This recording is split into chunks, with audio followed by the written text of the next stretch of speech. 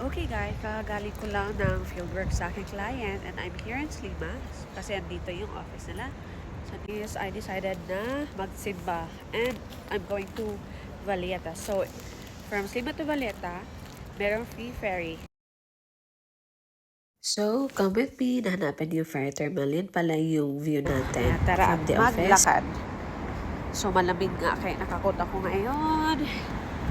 Here at the seaside na, hanapin natin yung ferry terminal. So I think malayo siya.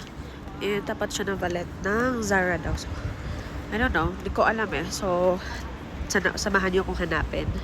So, naglalakad na tayo ngayon sa may seaside. So, ayan. So, medyo mahaba-haba nga, mga 8 minutes pa yung lalakaran natin. And, pagod na ako. So, guys, ayan. At malapit na nga tayo. So, I think ayan na yung terminal. So, actually, naiwan ko yung Talinia card ko. Oh, I think we're here na nga, guys. I think ito na yun siya. So, may nakalagay na Slima to Valletta. So, punta na lang tayo dun sa ticket office. And actually, may Talinia naman nakasunodin na. So, ayun guys, hindi nga natin naabutan yung nauna na yacht, boat or something. Kaya, waiting tayo ng mga 10 minutes. Eh, mabagal tayo maglakad eh. So, ito yung view sa may bandang terminal. Ayan, makikita mo yung mga yate papunta at pabalik ng Slima. So, ang biyahe is mga around 5 minutes lang siya. Nandiyan since 5 or 6 p.m. yan. Makikita mo na may sunset. I don't know kung ako lang, pero sobrang nakakalma yung kanyang view, guys. So, ito pala is the Baywalk. At makikita mo yung may madaming mga tao naglalakad, nagde-date, nagkakape, nag-uusap. Kasi nga, sobrang kalmado ng environment dito. And then, we're here na sa ticketing office. Wala namang bayad yung ferry. Pabalikan papunta as long as may Talinia card ka. And then, madami nang nakapila. So, hanap tayo na. So, guys, ito na tayo sa ferry. And, nasa taas tayo. Tingnan nyo guys, yung seat ko. Yan. Dito kamo ko sa taas. So, it's a good place to start with. Mga siguro 5 minutes lang or mga 5 minutes or 10 minutes lang siguro. Ayan na guys, yung palis na tayo. So, maandar na nga siya. Yung mga tao na sa likod ko, lumag-isa dito. Ayan, wala akong kasama.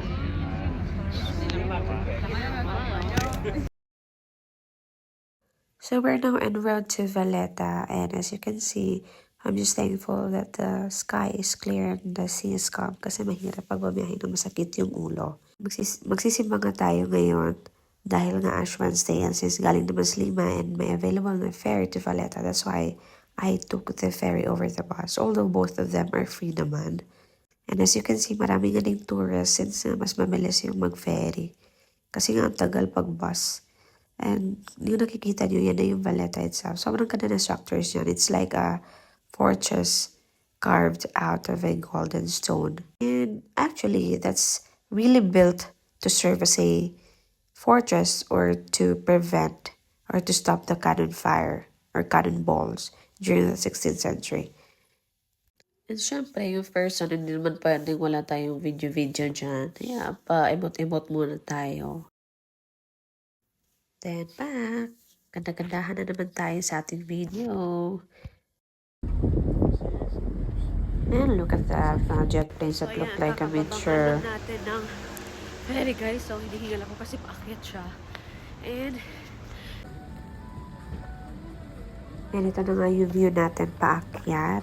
Although nakakapagod, but na-compensate ng view naman yung pagod ko. So, okay guys, so andito na nga ako ng Valletta and as an auditor, tingnan nyo naman yung dala-dala ko guys. Oh, ayan na yung suitcase natin. Nakaibigat-bigat.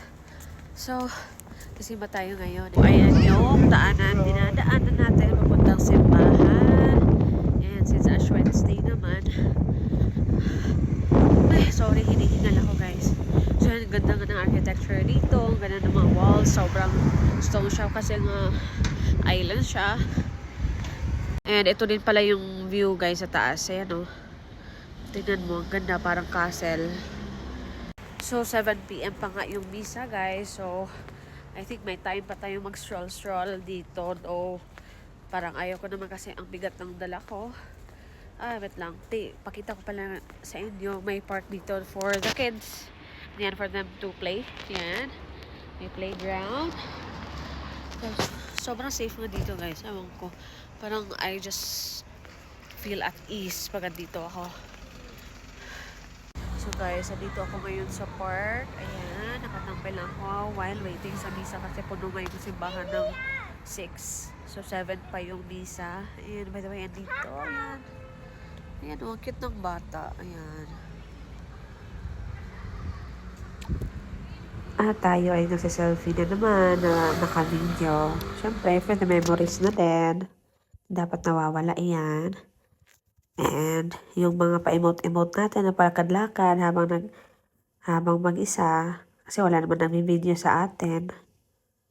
Ang maganda lang dito is safe dito compared sa other European countries. That's why parang confident naman ako na mag-video-video talaga yung phone ko dyan sa gilid-gilid. So we're here na at the church. See you in the next video.